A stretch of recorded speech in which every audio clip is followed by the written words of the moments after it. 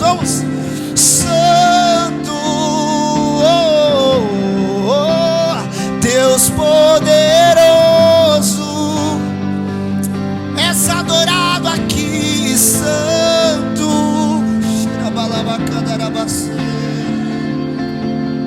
Santo, Deus poderoso, nós exaltamos o teu nome. Aplauda o nome dele, porque ele é digno de honra, de glória, de exaltação, de toda adoração, todo louvor, toda glória seja dada a ti, Deus. Toda glória seja dada a ti, Deus. Eu continuo apaixonado por ti, continuo ansiando por ti, com expectativas em ti, Deus. Oi,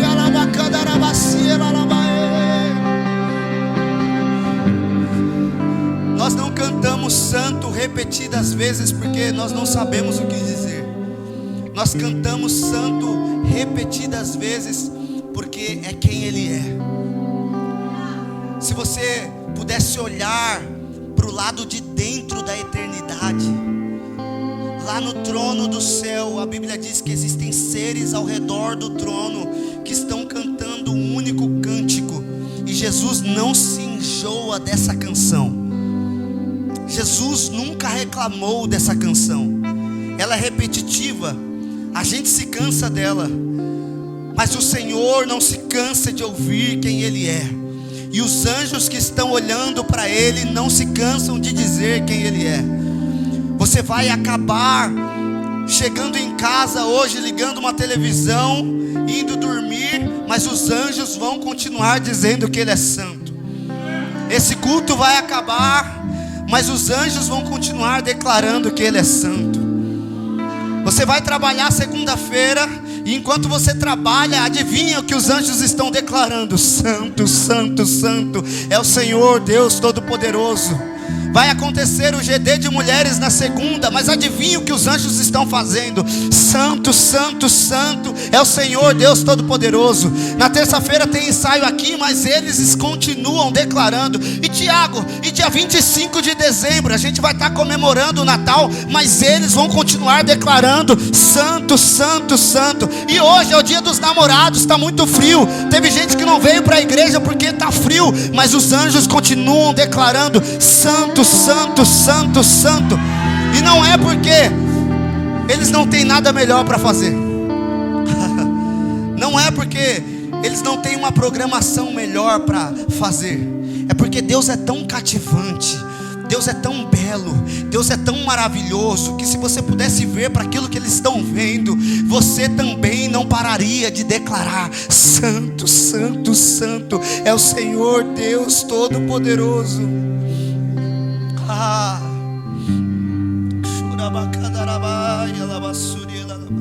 Eu tenho uma palavra para essa igreja nessa noite. O Senhor feriu meu coração com fome e sede por Ele essa semana, e eu estava clamando por mais dEle.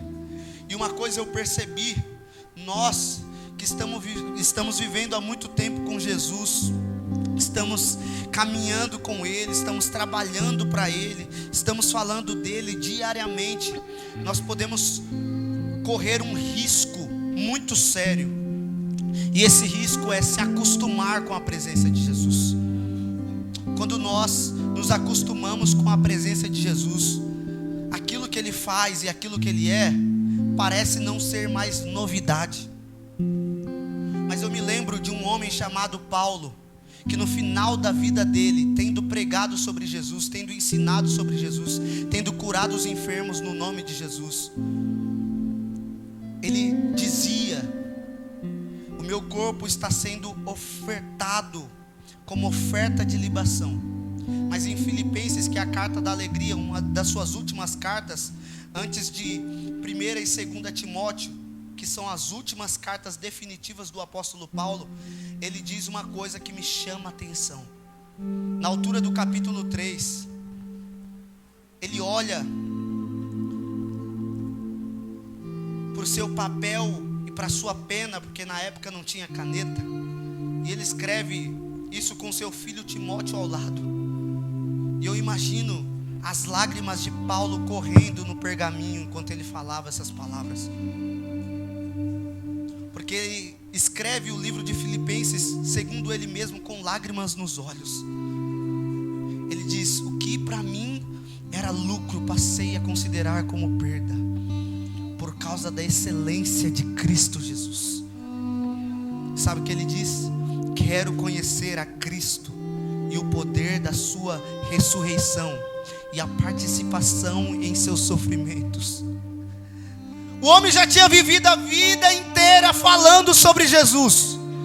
Ele pregava semanalmente, diariamente sobre Jesus. Ele estava preso por causa do nome de Jesus. Mas no fim da vida, ele tem um anseio: eu quero conhecer a Cristo. Paulo, mas você já sabe muito. Paulo, mas você é o maior teólogo de todos os tempos. Mas eu ainda quero conhecer Jesus, porque tem alguma coisa em Jesus que eu ainda não vi. Tem alguma beleza nele que eu ainda não experimentei. Tem um lado da majestade dele que eu ainda não vi. Paulo, mas você já foi até o terceiro céu, segundo a palavra dele mesmo. Em 2 Coríntios capítulo 12, ele foi até o terceiro céu e viu coisas inefáveis. Sabe o que é coisas inefáveis? Coisas que você não pode falar para ninguém. É tão profundo, é tão bizarro, que se você contar para alguém, a pessoa não acredita. Quem já teve uma experiência dessa com Jesus?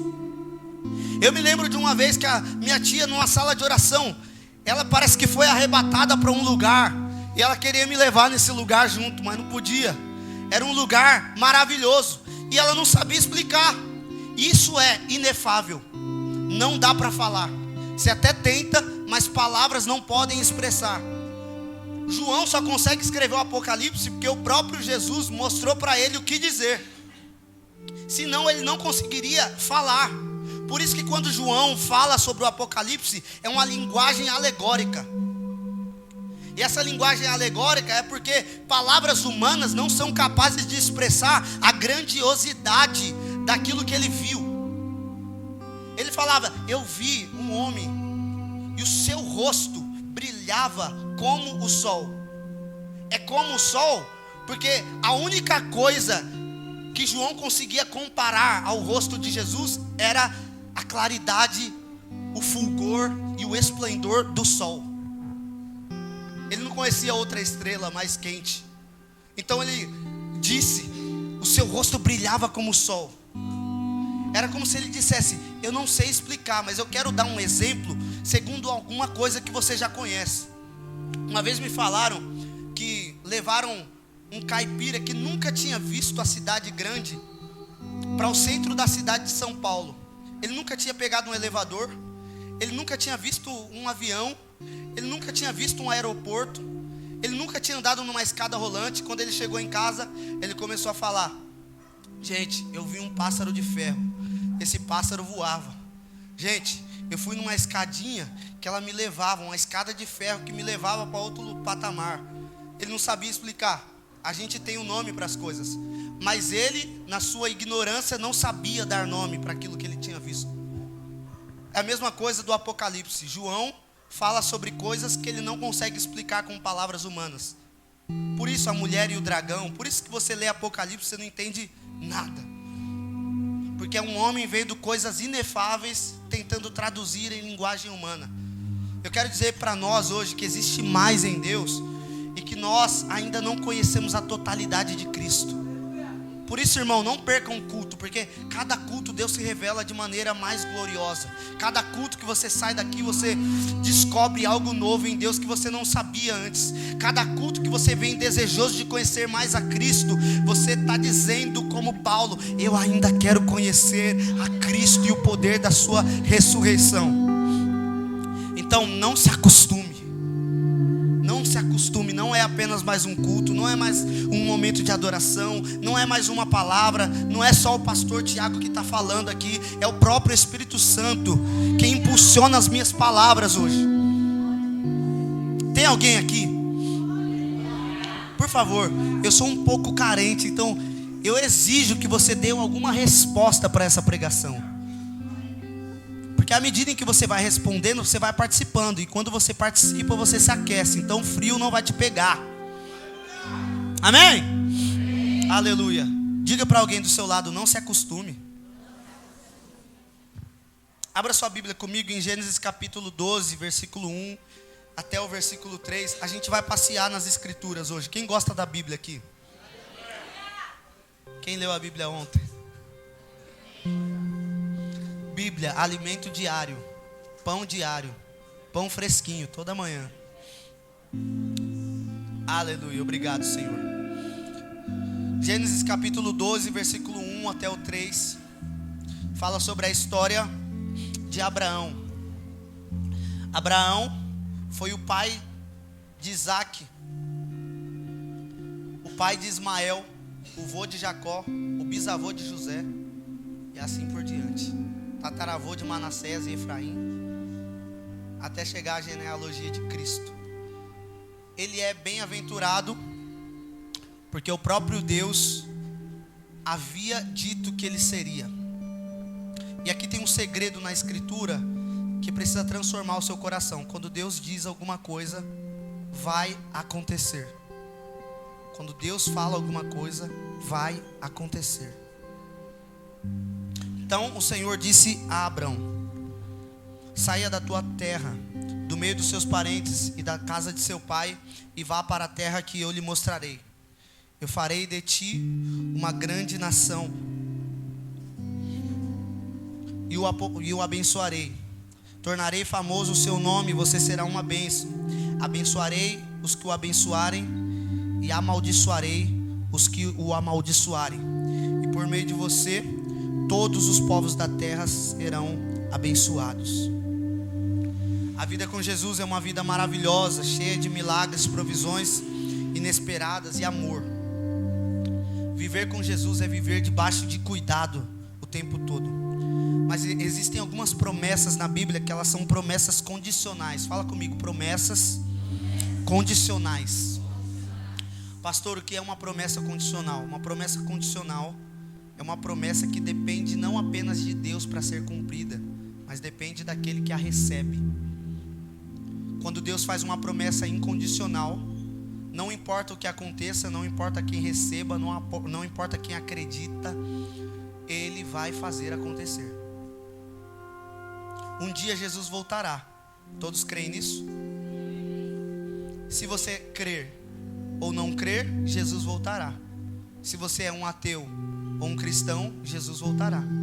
Se você serve a Ele ou não, Jesus voltará.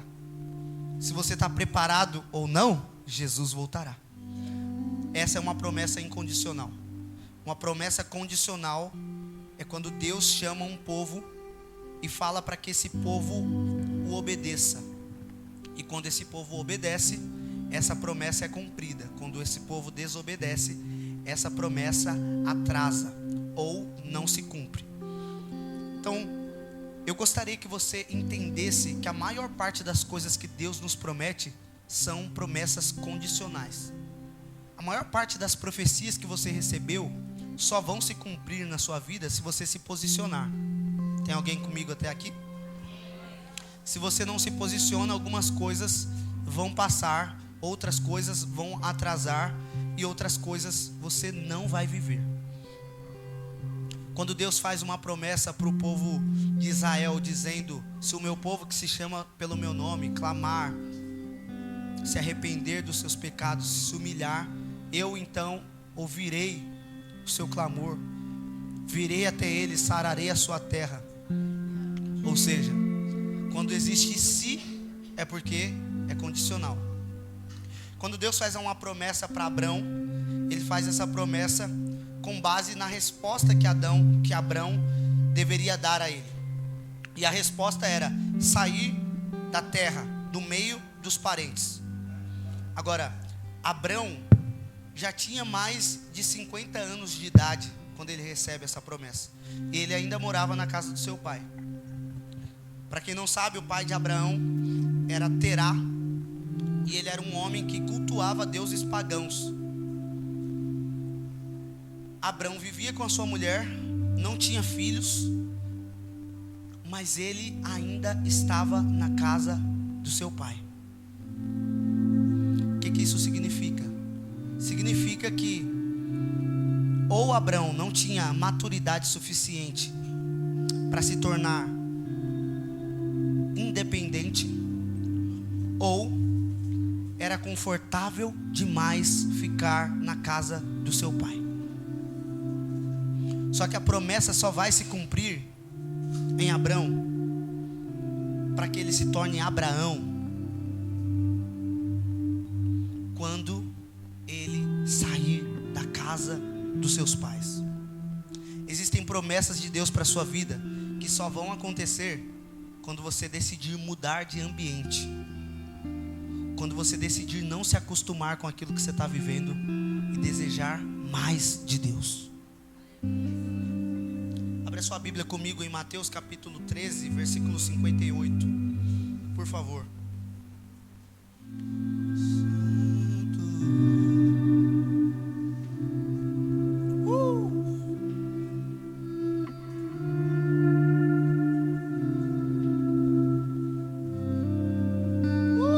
Meu Deus do céu.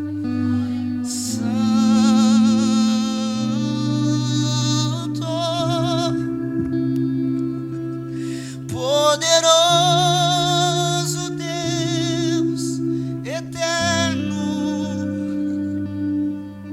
que há de vir em glória.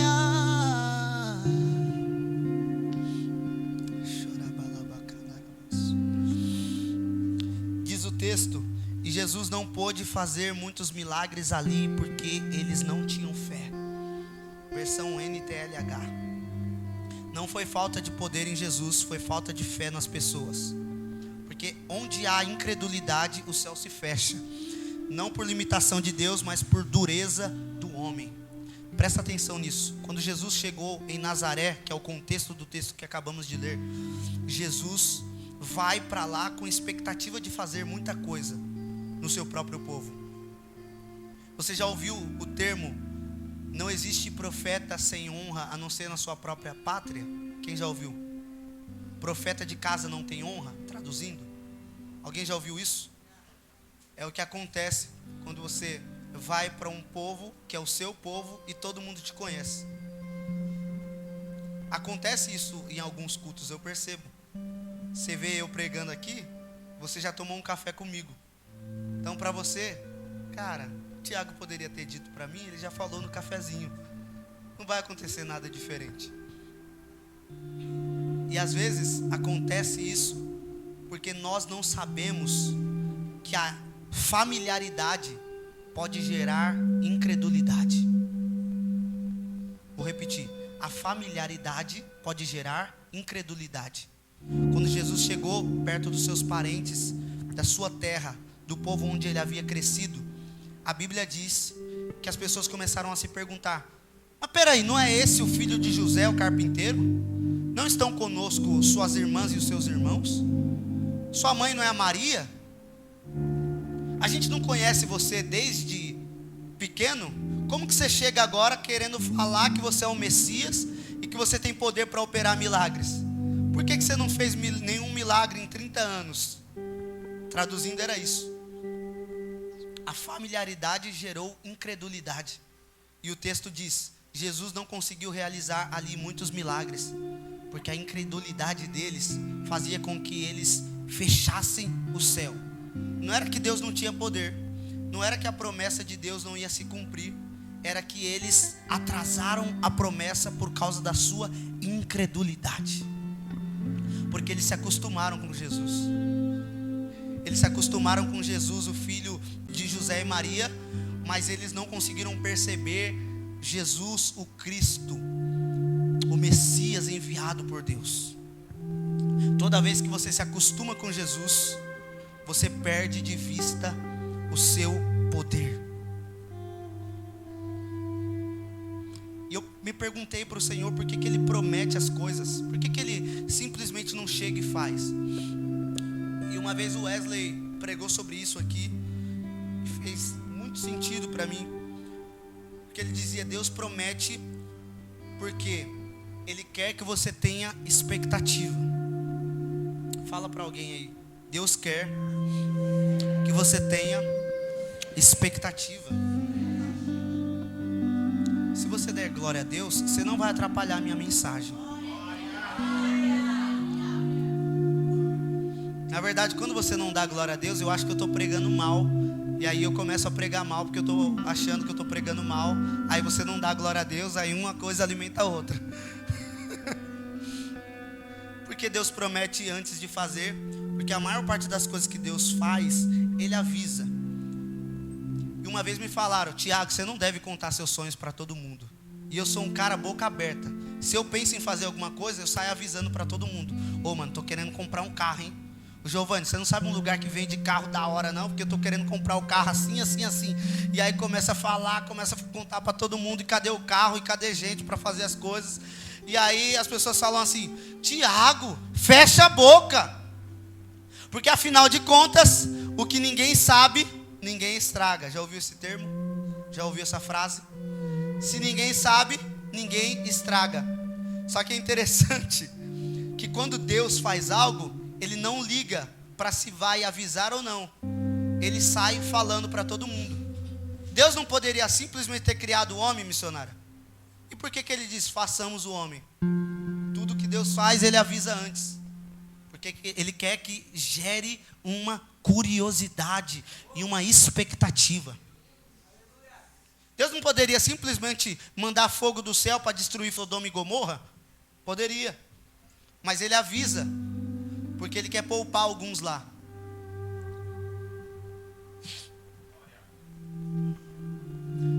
Se eu te conto algo, isso pode ser frustrado. Se eu conto algo para o meu inimigo, isso pode ser frustrado. Mas Jó descobriu uma coisa: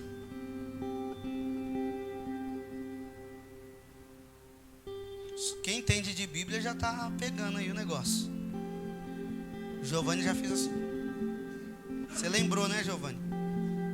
O texto de Jó que diz: bem sei eu que tudo podes, e nenhum dos seus planos podem se frustrar.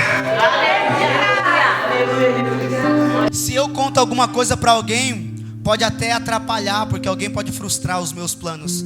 Mas Deus, quando vai fazer algo, Ele conta, porque Ele sabe que ninguém pode atrapalhar. Então se Deus fala, Deus cumpre. Se Deus fala, já é. Se Ele não promete, você deixa de esperar. Se Ele não promete, você deixa de sonhar. Se Ele não promete, você não trabalha enquanto espera. Nós estamos olhando para um Deus, irmãos, que Ele não se acostuma consigo mesmo. Ele não se acomoda. Ele não fica parado. Deus não dorme, não é apenas porque Ele descansa de olho aberto. É porque Ele trabalha incansavelmente.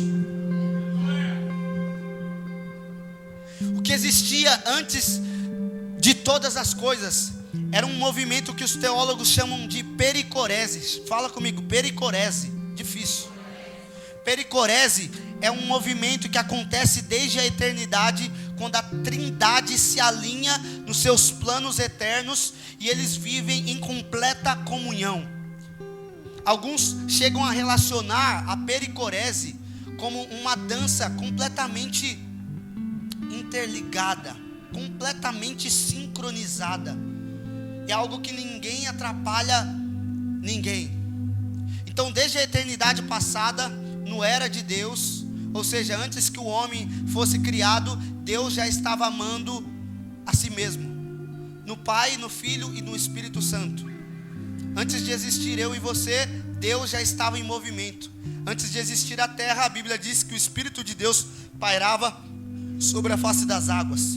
Deus não é como os ídolos. Ele tem olhos, eles têm olhos, mas eles não veem. Eles têm boca, mas eles não falam. Eles têm ouvidos, mas eles não ouvem.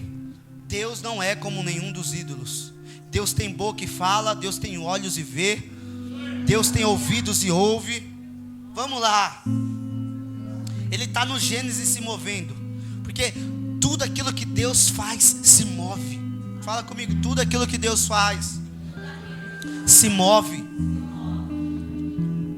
Até a coisa que parece estar parada, na verdade não está parado. Segundo a ciência, uma rocha que parece estar intacta, ela está se movendo. Porque átomos estão girando e vibrando constantemente. Os elétrons estão girando ao redor do núcleo. A Terra gira sobre o eixo que orbita o Sol.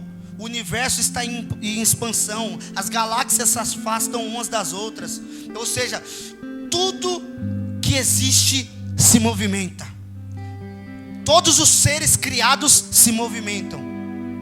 Até o diabo se movimenta. E ele trabalha mais do que alguns de nós aqui. Até o diabo está trabalhando espiritualmente para fazer o mal. E nós nos acovardamos e nos acostumamos.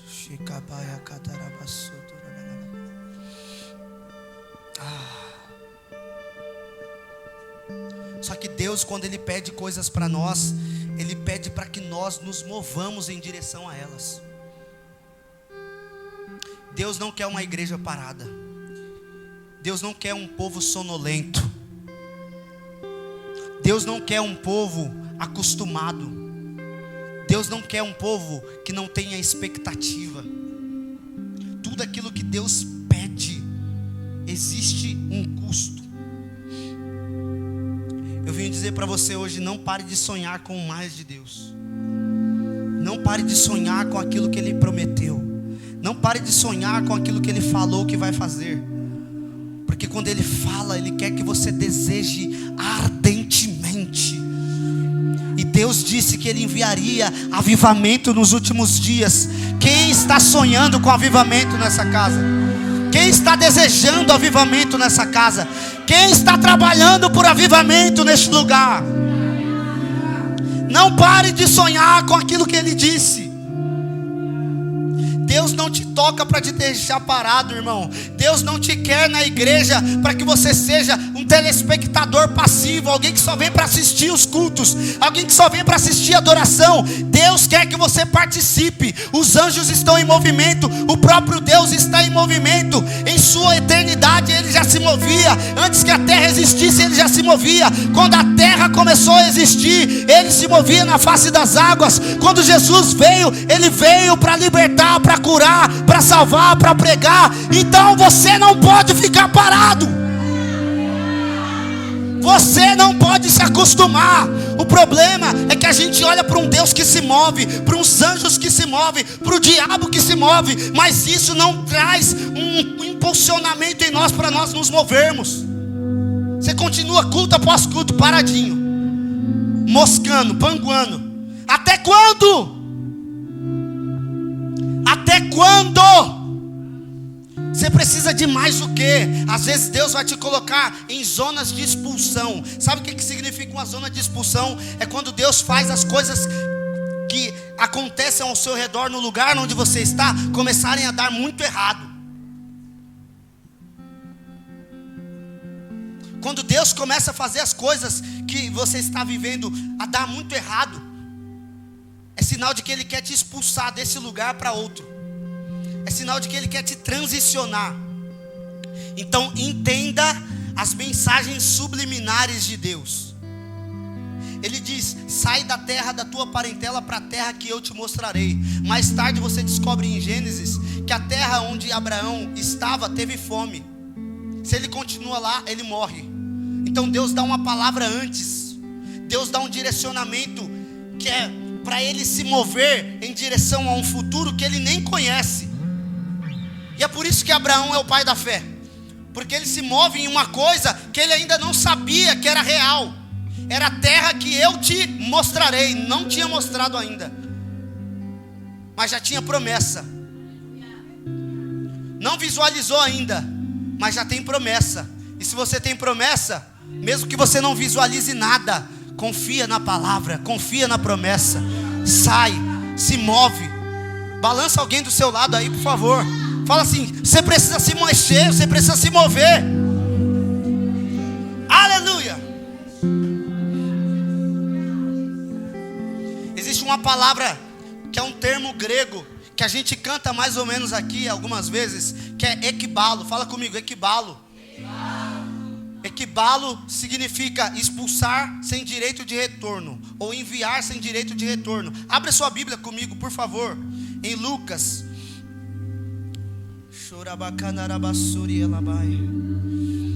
Lucas capítulo 9. Essa é a terceira onda. Essa é a terceira onda. Essa é a terceira onda. E os trabalhadores já estão de pé. Essa é a terceira onda. Essa é a terceira onda. Versículo 57 diz o texto: quando andavam pelo caminho, um homem lhe disse: eu te seguirei por onde quer que fores. Jesus respondeu: as raposas têm suas tocas e as aves do céu têm seus ninhos, mas o filho do homem não tem onde repousar a cabeça. A outro disse: siga-me. Mas o homem respondeu: Senhor, deixa-me primeiro sepultar meu pai. Os caras estão dando desculpas para Jesus. Jesus lhe disse: deixe que os mortos sepultem os seus próprios mortos. Você, porém, vá e proclame o reino de Deus. Ainda outro disse: vou te seguir, Senhor, mas deixa-me primeiro voltar e despedir-me da minha família. Versículo 62, quem está comigo dá um grito de amém aí, dá um grito de glória. Jesus respondeu: ninguém que põe a mão no arado e olha para trás é apto para o reino de Deus. Ninguém que está no reino de Deus coloca a mão no arado, fica olhando para trás, querendo desistir toda hora. Isso não é coisa de cristão. Isso não é coisa de crente lavado, remido pelo sangue de Jesus. Aí o capítulo 10, versículo 1 de Lucas: depois disso o Senhor designou outros 72 e os enviou 2 a 2 adiante deles em todas as cidades e lugares para onde ele estava prestes a ir. Ele lhes disse: a colheita é grande, mas os trabalhadores são poucos. Portanto, peçam ao Senhor da colheita que mande trabalhadores. Essa palavra mande no original grego é equibalo. É expulsar sem direito de retorno. É quando Deus envia alguém numa zona de expulsão. A palavra do Senhor diz que os discípulos deveriam pregar o evangelho na Judeia, na Samaria e até os confins da terra. Atos 1, versículo 8. Ficai em Jerusalém, até que do alto sejam revestidos de poder, e ser-me-eis minhas testemunhas na Judeia, na Samaria e até os confins da terra. Aí os discípulos começam animados. Atos 2, Pentecostes. Atos 3, paralítico levantando. Atos 4, comunhão dos irmãos. Atos 5, Ananias e Safira, um temor que veio sobre a igreja toda. Atos 6, a escolha dos 7 diáconos. Atos 7, Estevão pregando cheio do Espírito Santo. Atos 8, o poder de Deus sobre Felipe para pregar sobre o eunuco. Só que eles permaneceram em Jerusalém até Atos 8. E a Bíblia diz que Deus... A Bíblia não diz que foi Deus, mas a Bíblia diz que houve uma grande perseguição que fez com que os judeus se dispersassem. Ou seja, Deus permitiu uma perseguição para que essas pessoas deixassem de ficar acomodadas e saíssem para pregar. Porque se Deus deixasse, ficaria lá, Jerusalém, Jerusalém. Tanto é que em Atos 10, a Bíblia diz que teve que um anjo ir na casa de Pedro e falar para ele ir pregar para o Cornélio, que era um gentil. Gentil era alguém na Bíblia que não era do povo de Israel. Todos nós somos gentios, porque ninguém aqui nasceu em Israel. Então, se não fosse um anjo, Pedro não sairia do lugar onde ele está. Se não fosse a perseguição em Atos 8, Felipe nunca ia encontrar o eunuco no caminho. Meu Deus do céu. O que eu estou dizendo para você é que algumas pessoas aqui vão ser colocadas nessas zonas de expulsão. Quando Deus deixar que as coisas comecem a dar errado em algum lugar, para que você entenda que você precisa mudar. Você precisa transicionar. Você precisa sair da terra da tua parentela para a terra que Ele vai te mostrar. Eu não sei o que vai acontecer. Eu só sei que se Deus falou, Ele vai estar contigo no meio da jornada. Aleluia.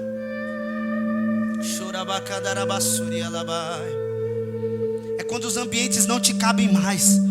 Perceba, o momento certo para mudar de casa, para mudar de cidade, para mudar de relacionamento, não você que está casado, você que está namorando ou está noivo, para você tirar algum atribulado da sua vida, é quando você percebe que Deus está pressionando você, que você precisa tomar uma decisão. Não sei para que eu estou pregando aqui, mas tem pessoas que precisam largar certos ambientes. Tem amizades que não te cabem mais, tem pessoas que não te cabem mais, tem lugares que não são mais para você, e você vai tentar voltar para esses lugares e não vai conseguir, não vai se adequar mais. Eu vi uma história de um amigo essa semana, ele falando: cara, eu juro que eu tentei voltar a fumar narguile, a beber, mas eu não consegui.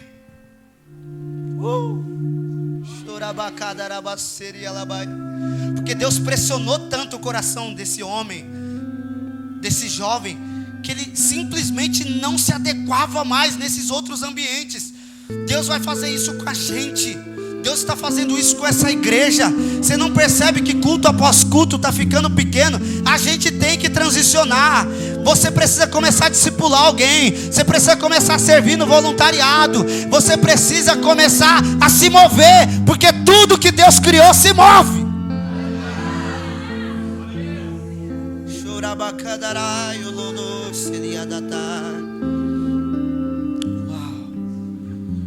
Quando tudo conspirar para você mudar, muda.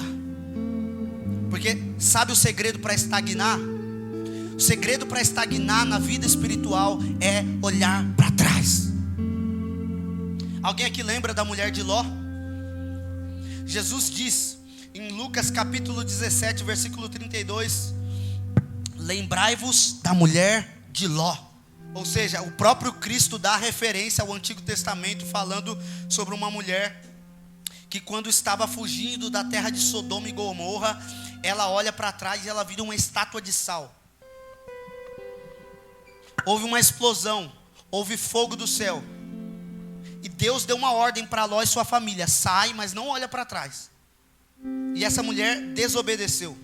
Ela olhou para trás, ela hesitou e ela parou o movimento. E quando você para, você estagna. Quando você olha para trás, quando você caminha com Deus, mas não se entrega totalmente. Sabe aquela pessoa: não, eu só vou visitar os cultos, eu só vou ficar indo na igreja. Nunca se envolve com nada, nunca fica frequente em culto, nunca muda, está sempre tendo que pedir perdão pelos mesmos pecados, está sempre precisando de uma correçãozinha. Isso aí é coisa de criança, é coisa de bebê. Chegou o tempo de amadurecer. Chegou o tempo de Deus começar a verdadeiramente nos mover.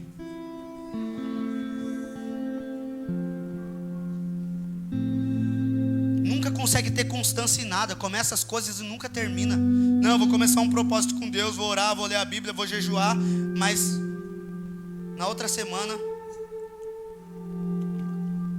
você já sabe, né? O segredo para ficar estagnado é olhar para trás.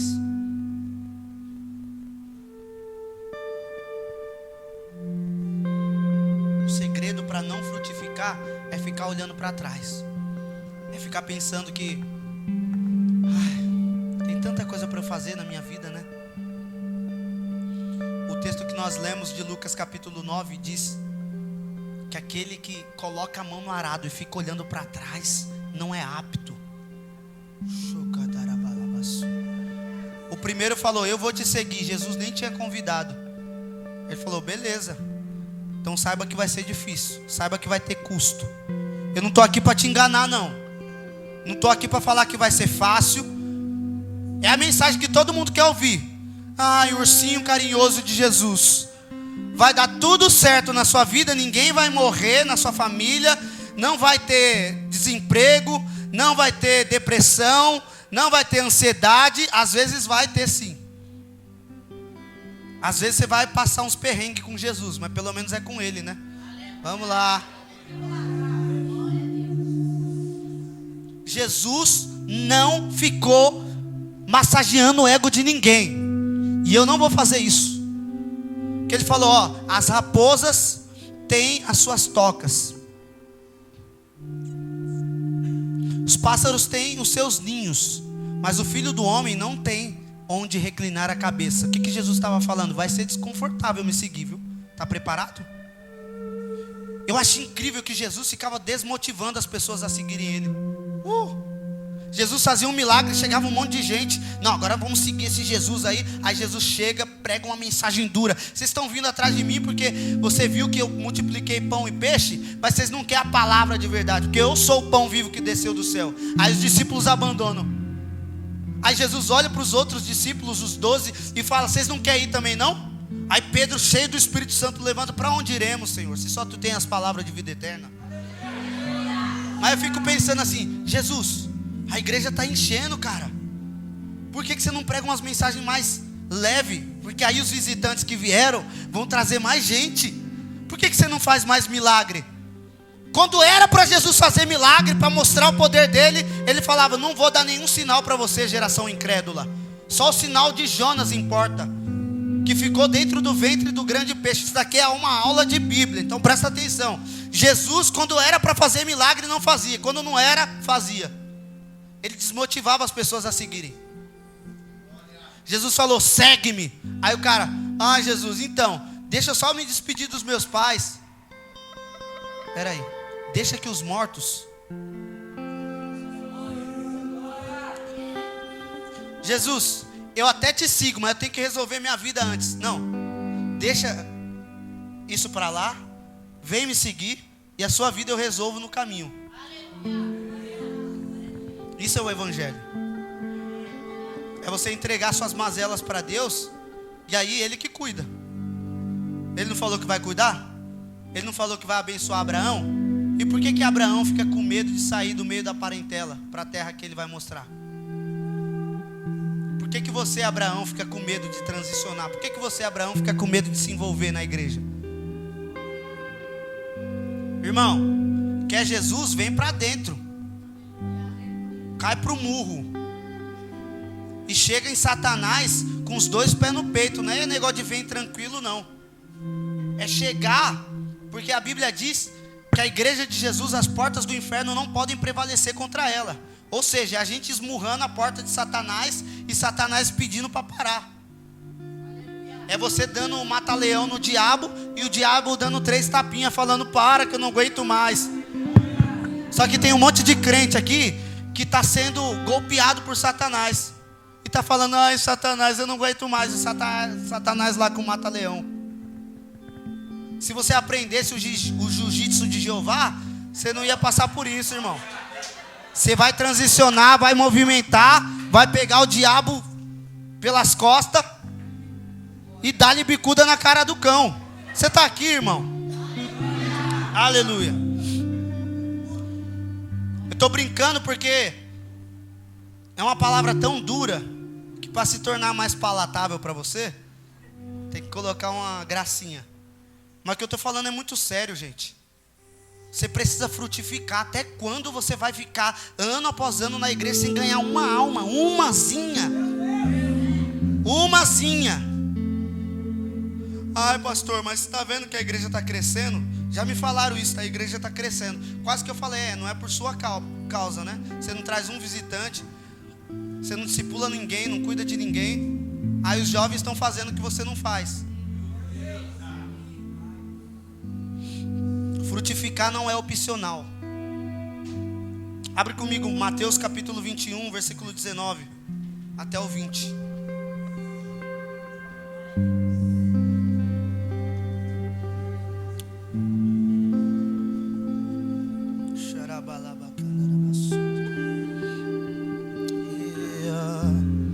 E não diga para mim que você não tem tempo, porque todas as desculpas elas vão acabar. Todas as desculpas vão acabar diante de Deus. Não diga para mim, eu não faço porque eu não tenho tempo. Então não é para você mesmo. Falou, irmão, Deus abençoe. Se você não quiser vir mais na igreja, Deus abençoe também, viu? Beijo. Eu quero que você venha, eu quero que você seja confrontado e mude.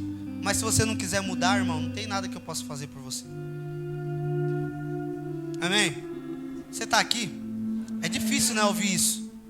Se você está visitando a gente, desculpa de verdade falar isso. Mas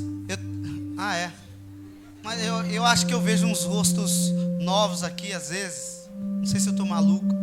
Mas de verdade, cara, não larga Jesus não. Não larga Jesus. Continua vindo nos cultos. Mas irmão, você tem que se comprometer em algum momento. Alguma hora Deus vai exigir de você alguma posição. E se você não der para Ele aquilo que Ele quer, você vai morrer. Eu não estou falando que você vai morrer fisicamente. Estou falando que você vai morrer espiritualmente. Mateus 21, versículo 19. Diz: vendo uma figueira à beira do caminho, aproximou-se dela, mas nada encontrou, a não ser folhas. Então lhe disse: nunca mais dê frutos. Imediatamente a árvore secou. Ao verem isso, os discípulos ficaram espantados e perguntaram: como a figueira secou tão depressa? Presta atenção nisso, gente. Toda vez que Jesus vai para algum lugar, Ele costuma falar palavras de vida, palavras de ânimo, sim ou não? Palavras de fé, de encorajamento. Mas nesse momento, Ele trouxe uma palavra de morte. Por que nesse caso apenas Jesus trouxe uma palavra de morte?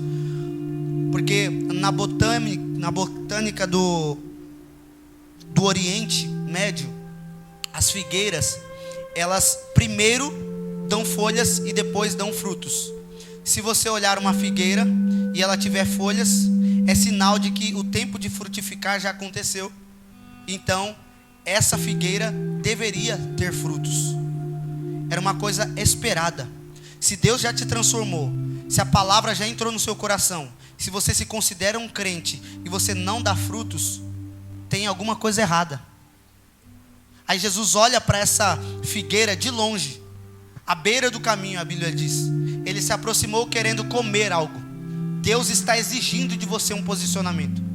Deus está nessa noite estremecendo os seus alicerces e dizendo: você precisa se mover, não se acostume.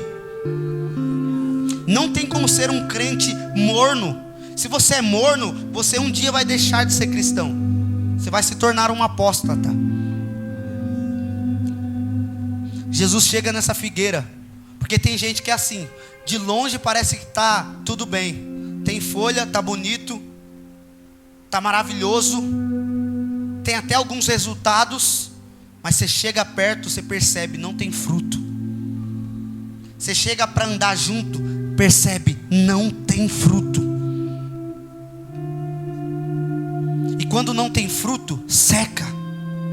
Porque o que Jesus amaldiçoou jamais volta à vida.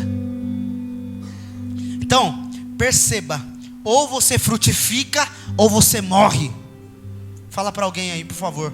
Ou você frutifica ou você morre. Porque na vida espiritual não existe meio termo. Deus está com fome. Deus está esperando algo de você. Esse não é o evangelho que você quer ouvir, mas é o evangelho que a Bíblia prega. Porque nós queremos ouvir que Deus não liga se eu obedeço ou se eu não obedeço, se eu frutifico ou se eu não frutifico, se eu evangelizo ou se eu não evangelizo. Você quer chegar na igreja e ouvir uma mensagem que diz: está tudo bem você ficar do jeito que você está. Não está tudo bem. Deus está com fome. Deus tem expectativas em nós. Deus olha para essa igreja como uma figueira, e se Ele olhar de longe e ver só folha e não ver fruto, Ele vai fazer secar. Eu estou desesperado sim. Eu estou desesperado sim, porque nós precisamos dar frutos. Eu estou falando isso em amor. Eu não quero que Jesus olhe para você e diga: nunca mais dê fruto. Se tem folhas, deve ter fruto. Você chega perto, não tem nada. O cara fala que é crente, chega perto, não tem vida cristã, está devendo todo mundo, é desonesto, Tá pegando um monte de menininha. A menininha tá pegando um monte de menininho. Que conversa é essa? É chegada a hora de dar fruto.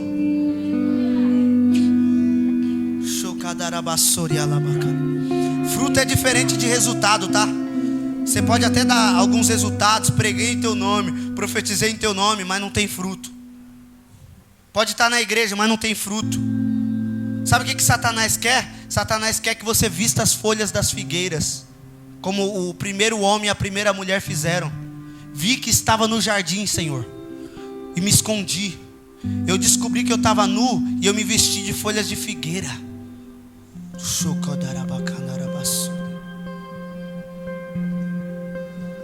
Deus, eu estou nu, viu? Deus, eu pequei, viu? Mas eu quero mascarar. Satanás quer que você se esconda debaixo das folhas. Satanás quer que você seja uma perturbada, um perturbado, mas a sua rede social fique em ordem. Só se preocupa com a imagem, com a aparência. Só se preocupa em postar a melhor foto no Instagram, mas sua vida está um caos. Posta versículo todo dia, mas sua vida está um caos. Mas você não vive nenhum versículo que você posta. Coloca folhas, assinado Satanás. No meio da folha é só um vazio. Jesus olhou para essa árvore e ficou com raiva. Sabe, eu não quero que Jesus olhe para você e fique com raiva. Eu não quero que Jesus olhe para mim e fique com raiva. E quanto tempo eu passei na igreja só tendo folhas. Tocava, cantava, mas não tinha fruto. Pessoas choravam na minha ministração. Eu tinha agendas lotadas para cantar nas igrejas, mas era só folha, não era fruto. Vai chegar uma hora que você vai parar de brincar de ser crente. Vai chegar uma hora que a gente tem que parar de brincar de ser crente e assumir a responsabilidade. Não, pode acontecer o que for no sábado, eu quero dar fruto. Eu vou para o evangelismo. Eu não vou ficar só fazendo promessinha furada, não. Eu vou participar da minha igreja. Eu vou ofertar. Eu vou ser o maior dizimista. Eu vou ser um trizimista. Eu não vou dar 10%, eu vou dar 30%. Eu vou dar 20%. Eu vou dar 50%. Deus está exigindo algo de nós. Eu não sei o que Ele está exigindo de você, mas se é posicionamento, se posiciona. Se é comprometimento, se comprometa. Se é você se envolver, se envolva. Mas faça alguma coisa. Meu Deus, os músicos nem subiram. Eu imagino que é porque a pregação está pesada demais. A glória. A gente precisa verdadeiramente se mover, porque nós estamos servindo a um Deus que se move.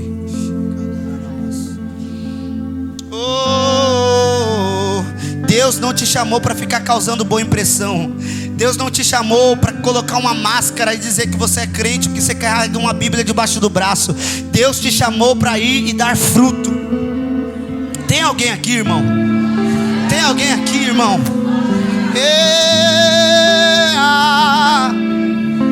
Santo,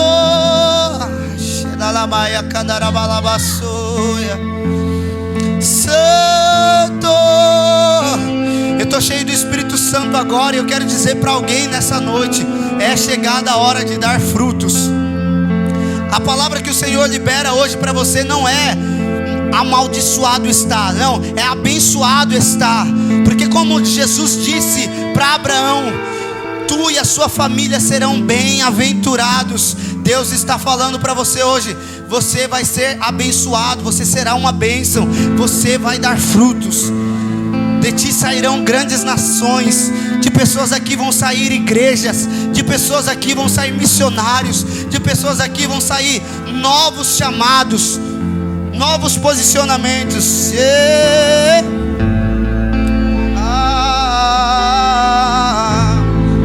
Se coloque sobre os seus pés, vamos.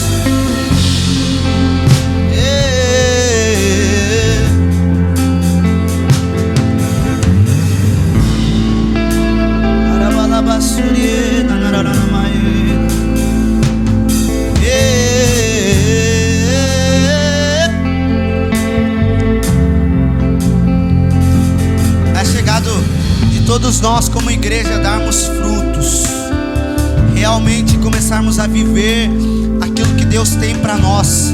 São promessas condicionais, mas você precisa se mover. Oh, se você está disposto a isso, por favor, se mova agora em adoração, pelo menos. Levante uma das suas mãos, adore de verdade, comece a exaltar o nome dEle. Não ligue para o frio, não ligue para aquilo que está acontecendo ao seu redor. Comece a se envolver nessa casa de adoração.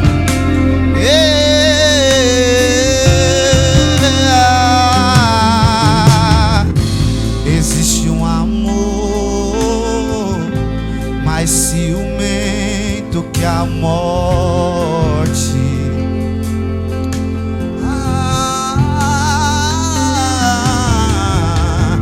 Existe um amor